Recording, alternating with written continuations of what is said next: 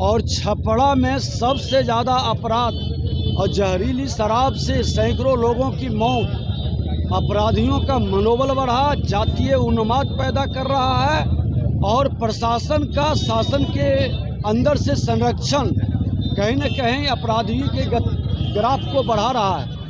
आज उसके विरोध में हम लोग बैठे हैं और जब तक जहरीली शराब से मरे लोगों को मुआवजा, अपराधियों की गोली से मरे हुए लोगों को न्याय और मुआवजा नहीं मिलेगा, ये आंदोलन सड़क से सदन तक जाएगी।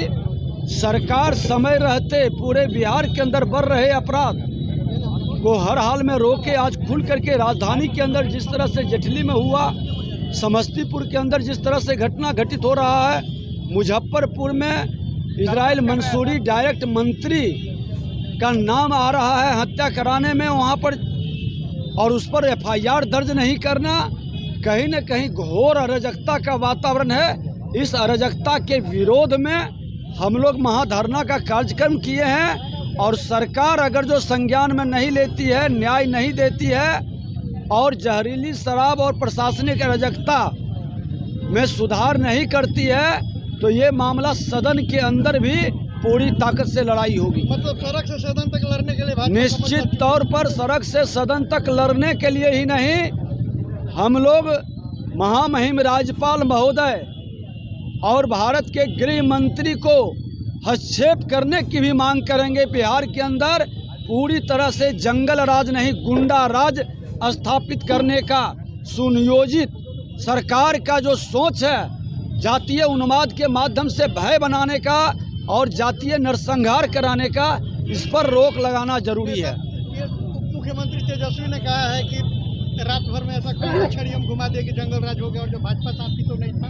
मुख्यमंत्री जंगल राज के कोख में पले और बढ़े हैं और वो भ्रष्टाचारियों की गोद के में बढ़ करके जो वातावरण बना रहे हैं अपने मंत्रियों के द्वारा, जिस तरह के बयानबाजी देकर अपने समर्थकों के मनोबल को बढ़ा करके उस जंगल राज को गुंडा राज में तब्दील कर रहे हैं, एक भय का वातावरण बना रहे हैं। इनकी करनी कथनी में कहीं से समरूपता नहीं है। A to Z की पार्टी बनाने वाले आज खुल करके किस तरह से जातीय उन्माद पैदा कर रहे हैं और अपराधियों को बचाने का खेल खेल रहे हैं। आज जहां के वो प्रभारी मंत्री आरा में है, किस तरह से अपराध का ग्राफ बढ़ा। छपरा के अंदर उनका यहाँ से प्रतिनिधि हैं, क्यों इतना मनोबल अपराधियों का बढ़ रहा है? प्रशासनिक पदाधिकारी का मनोबल क्यों गिरा हुआ है? क्यों एक्शन लेने से क्यों कौन रोक रहा है? किसका हस्तक्षेप हो रहा है? उनको जवाब देना चाहिए। बात बनाने से काम नहीं चलेगा।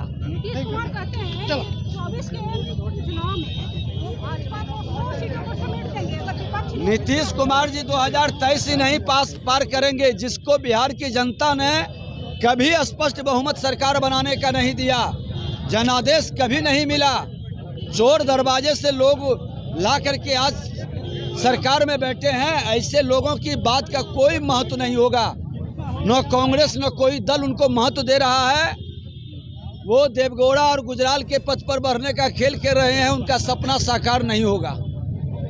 सर क्या करेंगे? आज आपको जरूरत पड़ी है, धरने पर बैठे हैं, क्या करेंगे? घोर अराजकता का वातावरण है। हमने कहा था कि 19 तारीख तक अगर जो प्रशासन एक्शन नहीं लेती है, मुख्य अभियुक्त का गिरफ्तारी नहीं होता है, तो 20 को जन आंदोलन शुरू होगा।